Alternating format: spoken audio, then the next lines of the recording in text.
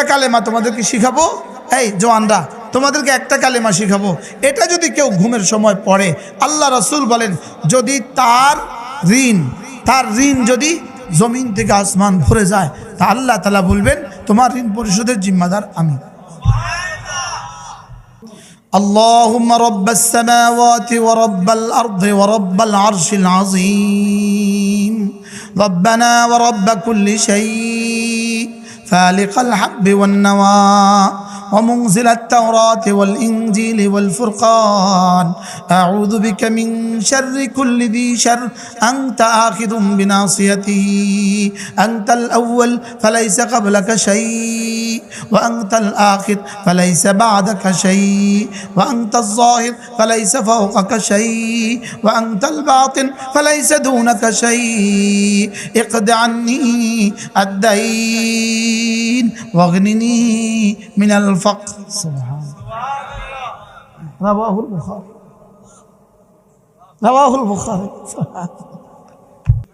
হে আল্লাহ, আপনি সাত আসমানের রব, আপনি সাত জমিনের রব, আপনি আরশ আজিমের রব, আপনি সব কিছুর রব, আপনি আমারও রব। আপনি বীজ থেকে অঙ্কুর উদ্গম করনেওয়ালা, আপনি তো তাওরাত আর জবুর আর ইনজিল আর কোরআন নাজিল করনেওয়ালা।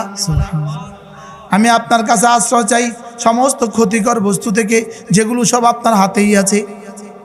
আপনি আউয়াল, আপনার আগে কেউ নাই, আপনি আখির, আপনার পরে কেউ নাই, আপনি জাহির, আপনার উপরে কেউ নাই, আপনি বাতিন, আপনি ছাড়া কেউ নাই। এরপরে বলে আল্লাহ আপনি না আমার ঋণটা পরিশোধ করে দেন। এটা কেমন বাক্যটা, কেমন? প্রতিটা শব্দ আল্লাহর সিফাত, রব খুশি হয়ে যায়।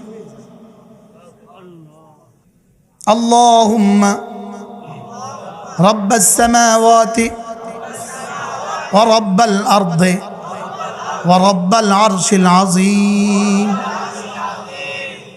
এক এক শব্দের ওজন কত? রব্বানা ওয়া রাব্ব কুল্লি শাই ফালিকাল হাব্বি ওয়ান নাওয়া।